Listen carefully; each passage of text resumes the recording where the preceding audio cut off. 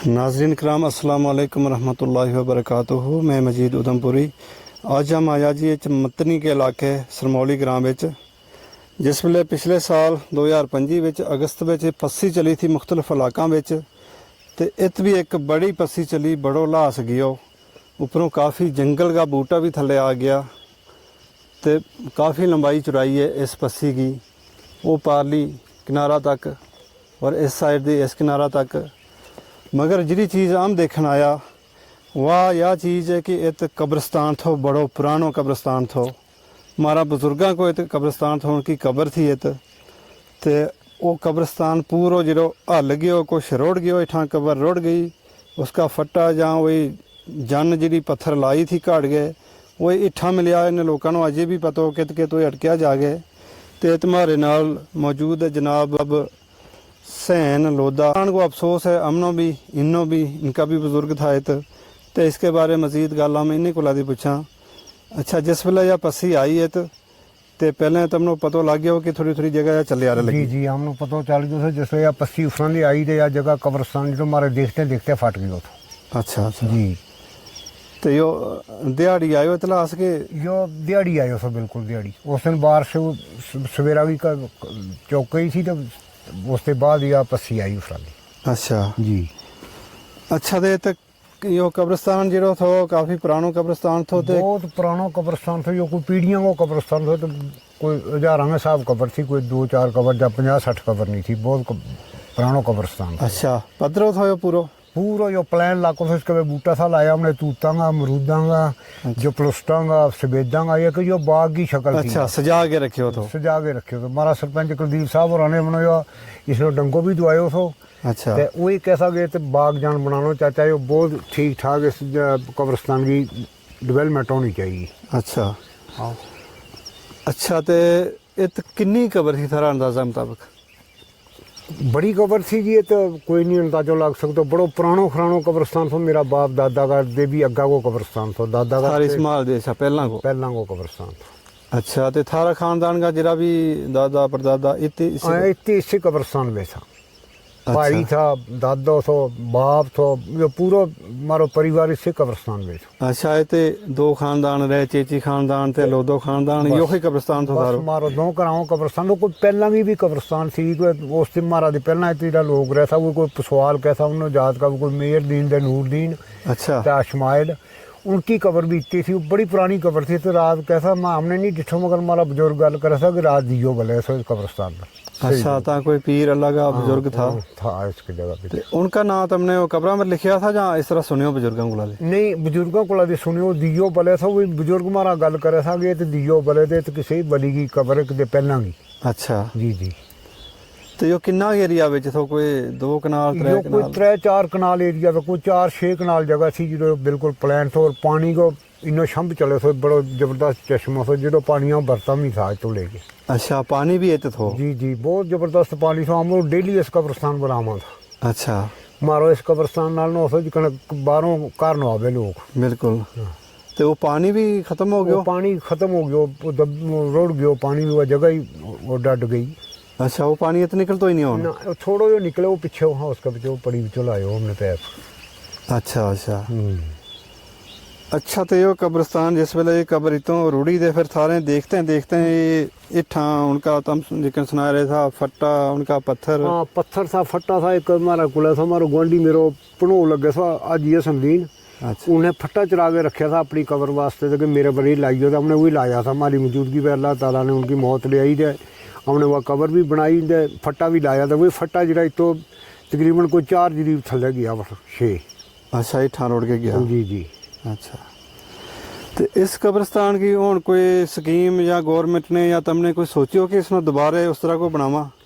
जी, इसको कब्रस्तान को किकन बनेगो, इससे लाशे बन गयो, पथराट बन गयो, तो कोई कब्रस्तान बनने को जरियो नहीं है रियो बोन कब्रस्तान को। तो फिर मसलो पैदा हो गया इस इलाका में? जी हाँ, हमने थोड़ी जगह देखी है तो थले को 4 किलोमीटर जितो तो हम खलके रास्ते गया टप के जी। बाहर दायक लोग ये दबड़ू है, तो लोग दबड़ी है, लोग तो बूटा शूटा भी है। अच्छा, वो तो पानी कट के लावगा, बूटा शूटा भी लावा, तो वो तो हमारी स्कीम ही आएगा। हमारे अज के अगे किसी भी मौत आई तो तो कब्र बनावागा। अच्छा, यो तुमने अपनी बस्ती ने आप ही फैसलो किया? आप ही फैसलो किया हमने अपनी बस्ती। अच्छा अच्छा, ठीक है ठीक है। हाँ।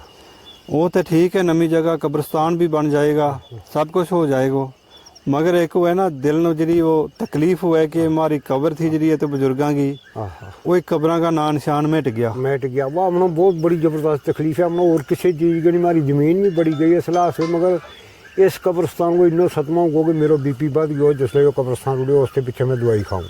अच्छा अच्छा। कब्रस्तान बढ़िया गल सुनाया रू तुमने कोई झूठ नहीं है। जी जी बिल्कुल। अच्छा तो कोई कब्र है जी जिसकन ये तो कोई निशान कोई कब्र है ना तो कोई कब्र को निशान नहीं है सब ही तो तहस नहस हो गया। तहस नहस हो गई। वही 5-10 कब्र है कोई 10-20 कब्र पारले दाद है वही है थोड़ी वही भी फट गई भी है। अच्छा पारली फाटी हाँ। रोटी हो बूटो इसका जब परो दे। ये इसका परो दुआ। अच्छा हाँ वही कोई 10-15-20 कब्र है वही मारी हम अपने हथे ये जनाजा में हमने लिया के रखा बैठ। अच्छा अच्छा। जी जी तो वही है बची बाकी के कब्रस्तान को कोई नामो निशान मिट गई होगा। अच्छा अच्छा। तो यो भी एक अल्लाह की तरफों बड़ो यो कहर आयो पूरा इस जम्मू कश्मीर विच मुख्तलिफ इलाकों में यो जो सैलाब आयो पसी पई काफ़ी नुकसान हुआ, खासकर ये तो आस पास हम देखा तो हमारा गुजरां को काफ़ी नुकसान हुआ। बहुत ज़बरदस्त महल्ला का महल्ला इसके विच बह गया ख़त्म हो गया, जिकन ठरड़ गए रुआर पार वो पसी चली। बस इसी तरीका की अभी है यो भी ऊपर जित तक हमारी नज़र जाए रहे कि पूरा जंगल को जंगल ही ऊपरों थले आ गया। ये बूटा देखो कितना इसके विच पिया हुआ है। जी जी ते अल्लाह रहम करे हुण जिन्नो यो चल गयो अल्लाह इसनो इते रोक के रखे बंद रखे ताकि मजीद मारो कोई नुकसान इसके विच नहीं हुए। आमीन ते अल्लाह ताला के दुआ करा इंशाअल्लाह आमीन अल्लाह इस जगह नो बनका के रखे। आमीन ते कब्रिस्तान को मसलो भी इंशाअल्लाह जिकन तुमने बरादरी ने अपना तौर पर तय कियो है जी जी ते इंशाअल्लाह अल्लाह थारो जो फैसलो कियो है उसनो सिरे चाढ़े। इंशाअल्लाह ते हमारी यही दुआ है आमीन कि यह बड़ी परेशानी वाली गल हुए कि कब्रिस्तान ही को पूरा कब्रिस्तान सारी कब्र बह के तहस नहस हो जानी, बड़ी तकलीफ दी बात हुए या। तो इसके नाल ही हम एक बड़ी तुमने जी गल सुनाई है क्योंकि तम इतका रहन वाला था वसनीक था ता तुमने हमने थोड़ी तकलीफ दी थी, कोई तकलीफ नहीं हमने इतकी इन्नी जानकारी नहीं थी तो तुमने सुनायो इसके बारे। अल्लाह थारा माल जान रोज़ी रिज़्क विच बरकत अता फरमाए। व आखिर दावाना अनिल हम्दुलिल्लाहि रब्बिल आलमीन। जो है जी मतनी महल्ला के नाल सतोलियाँ इतने लोधा खानदान रहे, लोधा को महलो है जो आजी कासम लोधो मतनी ते आजी सैन लोधो मतनी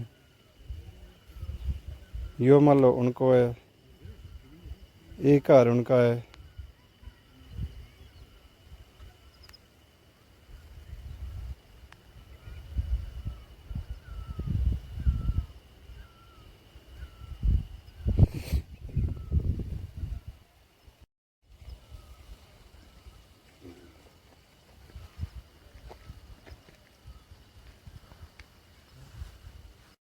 ड्रैंग बढ़िया। अच्छा अच्छा अच्छा अच्छा।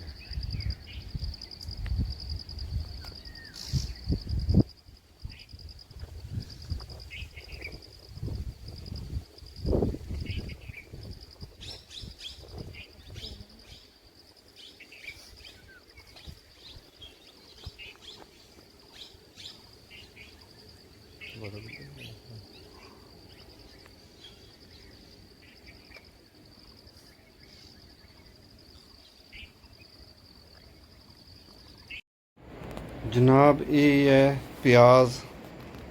प्याज खेतों विचों अजे ताज़ा ले आया है, अजे इनके मिट्टी भी लगी हुई है, बिल्कुल ओरिजिनल प्याज की फसल है। या रेड कलर है इनको।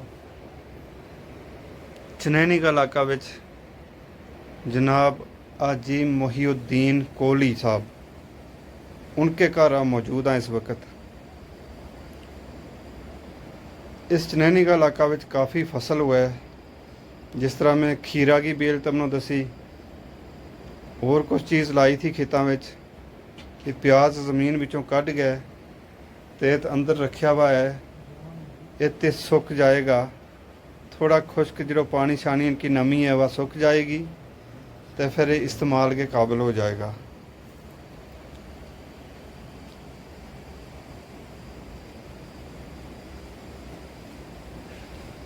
और इतों तवी भी नज़दीक है, थोड़ा जिहा फासला पर हम तवी के तो मौजूद हाँ। पारली साइड वो चनैनी बाज़ार नज़र आए रहे लगो पो, चनैनी मार्केट है या तवी इकन दे बगती जाए उधमपुर ते अगे जाके इसको ना जम्मू तवी बन जाए तो जम्मू ते अगे पंजाब के बिस्ते होती भी पाकिस्तान नो चली जाए। तभी को पार लो लाखो चीड़ा का दरख्त है, हरियाली है, तो मौसम अज कदे धुप ते कदे छां। जनाब हम इस टाइम मौजूद हाँ चनैनी का इलाका विच। इत मैं तुमने दसूँ या खीरा की फसल लाई हुई है जिसनों हम ककड़ी का बेल नो फुल लग्या रहे। काफ़ी बड़ो खेत है यो अगा तक। बेलों नो टहनियां को सहारो दितो वो है, बूटा की सुक्की शाख खड़ी कर गए सहारो बनायो है खीरा की बेल वास्ते।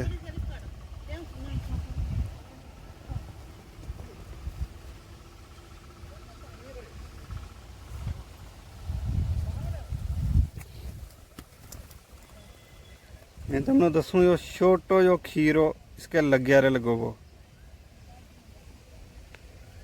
यो छोटो जो खीरो बनिया रे लगो वो।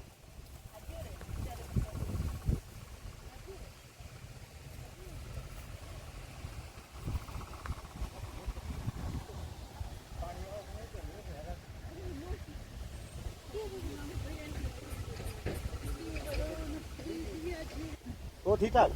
या मक्की की फसल आई भी है, मक्की का छोटा छोटा बूटा जमीन बिचों निकले आ रहा लगा हुआ।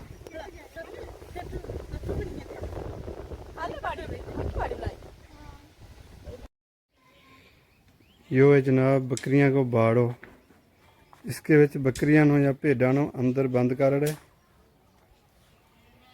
अंदर बंद कर रहे, निकलने की जगह नहीं है किते भी। तो फिर तो यो दरवाज़ो इसको यो दरवाज़ो बंद कर छोड़े। रात महफूज रहे तो कोई चोर कोई जानवर नहीं ले जा सकता। यो पुराना ज़माना को तरीको है, अज भी दूर दराज इलाकों में यो तरीको चले लगो। और ये पुराना साहब की कोठी